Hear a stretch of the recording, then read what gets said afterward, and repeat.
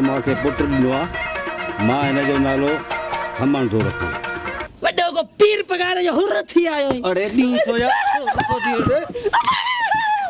शाहे मर्दा शेरे यज़दा कुव्वते परवरदिगार ला। केर आहीं, किथों आयो आहीं? जोधा फकीर नालो खमण थम, ज़ात जो ख़ास के लिए आयो। पीर पागारो केर आ? सैयद आ, आले रसूल आ, पंतन पाक जी निशानियां, मौला हुसैन शहीद करबला जो खून आ, इमाम मूसा काज़म जो औलाद आ, संदस सिर ते पंतनी ताज ऐं रसूल करीम जी पग आ। तैयार थियो त हलो। दरबार मुर्शिद जी लहीरा सूरत खसारा। तू खमण न बल्कि अली जो शेर आहीं, तू अली शेर आहीं। दुख अथम हिकिड़ो। कहिड़ो दुख बाबा? दुख इहो अथम जो अल्लाह मूंखे हिकु सिर, हिकु साह, हिकु जिस्म ॾिनो आहे। जे 100 सिर ॾे हा त हिकु हिकु करे पीर पागारे ते कदमनि तां कुर्बान करियां हा। शेर फकीर जे हुजई मुर्सी त मूसा हल, न त मोटी वञ, मता साथ लॼाए विझी। गुलाम अली फकीर, तो ते गुलाम अली नालो तुंहिंजनि वॾनि रखियो हूंदो, पर मूं ते अली शेर नालो पंजतनी ताज जे मालिक पीर पागारे पगदार रखियो आ।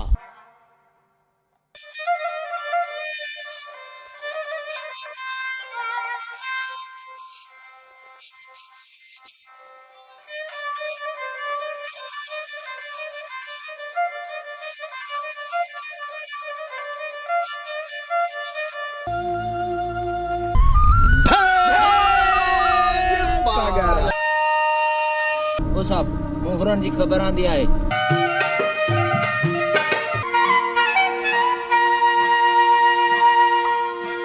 अल्लाहु अकबर, अल्लाहु अकबर, अन्ना मुहम्मद रसूलुल्लाह, अशहदु अन्ना मुहम्मद रसूलुल्लाह। मीनने शाल जीवा चुमीनने मोचा। Where is her?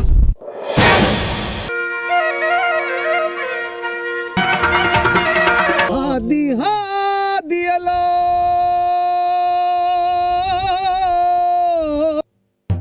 नूर मिठे जो हुर सफा थी कान।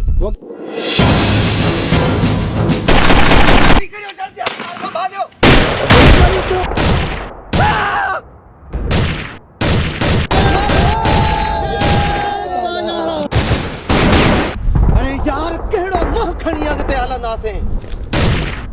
सुमर तू ही खाड़ी उतर ओला संभालो, जना तू मूसा हमराई करा मता काफर फकीरन जो पीछो कर। हां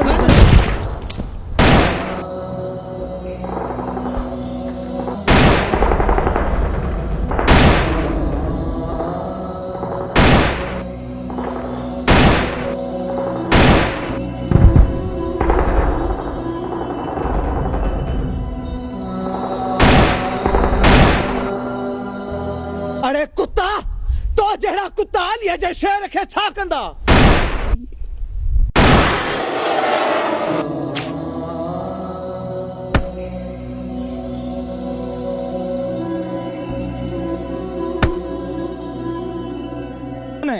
साहब ये अली शेर फकीर खास के लिए आए, ऐ खावड़ी फकीर खास के लिए आए, ये चन्नू फकीर मोची आए साईं, इसे सुमर फकीर का हुआ है। ओके, विशाल मोहम्मद इसके सिर काट के लेके चलो।